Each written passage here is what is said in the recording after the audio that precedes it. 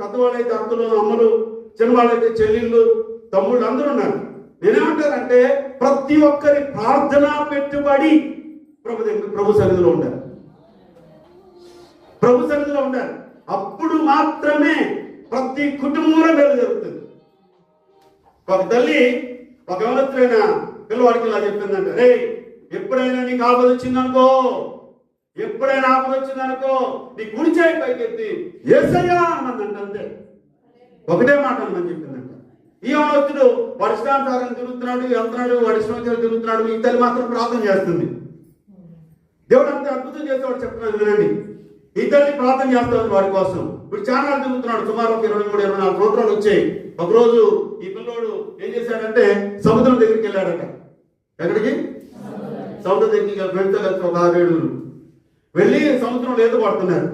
ఈత పడుతుంటే ఒక పెద్ద తడొచ్చి ఈ పిల్లలు లాక్కుని వెళ్ళిపోతుంది. ఎవరైనా తమ్ముడిని లాక్కుని వెళ్ళిపోతుంటే నీళ్ళలో కొట్టుకుంటున్నాడు.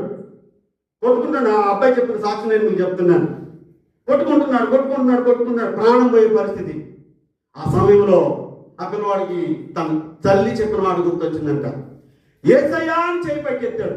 ఎంతగానే ఈ చివరి మునివేళ్ళు ఎవరు ఆ పడవలో వెళ్తున్నారు చెప్పడమే ఎవరు మునిగిపోతున్నారని వాళ్ళు వచ్చి ఆ పిల్లవాడిని యవనస్తులు లాగి బ్రతకడానికి సహాయం చేశారు.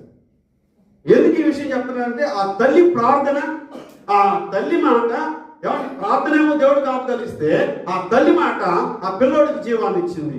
మీకు తెలుసా, అబ్బాయి 127 సంఘాలు పెట్టాడు తెలుసా తన సాక్ష్యం ద్వారా. ప్రియమైన దేవుని సంఘమా, ఈ రాత్రి ఏదో ఆషామాషిగా ఏదో కృతజ్ఞత కూడా పెట్టారు అని కాదు, మనం నేర్చుకోవడానికి వచ్చాం దేవుని సన్నిధిలో. మొట్టమొదటిది దేవుని మీద నింద వేయకూడదు, మన స్వయం కృతాపరాలు పెట్టుకొని. రెండోది ప్రార్థన.